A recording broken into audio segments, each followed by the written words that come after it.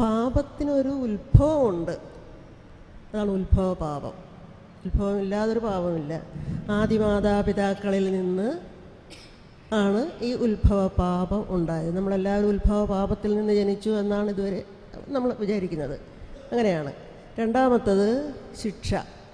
ശിക്ഷിക്കുന്ന ദൈവമെന്നായിരുന്നു ഞാൻ ഇതുവരെ വിചാരിച്ചിരുന്നത്. അതിന് ഒരു പൂർണ്ണമായിട്ടുള്ള നല്ലൊരു ബോധ്യം ബ്രദർ തന്നു.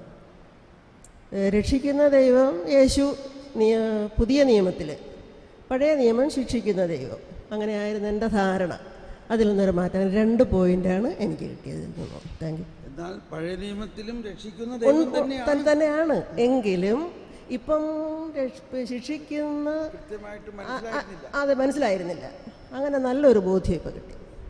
അതാണ് നമ്മൾ ആൽഫായും ഒമേഗായും എന്ന് പറയുമ്പോൾ ഈ ദൈവം തന്നെയാണ് പഴയ നിയമത്തിലുള്ളത്. കരുണ തന്നെയാണ് ആ ദൈവം.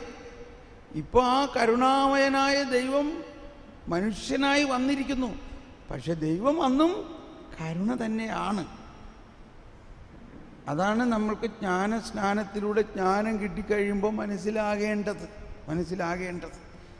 സാവധാനം മനസ്സിലാകും. Praise the Lord. വരൂ.